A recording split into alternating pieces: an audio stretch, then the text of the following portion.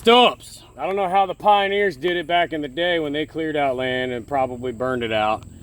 But nowadays we've got stump grinders. This is my neighbor's DR stump grinder, professional power.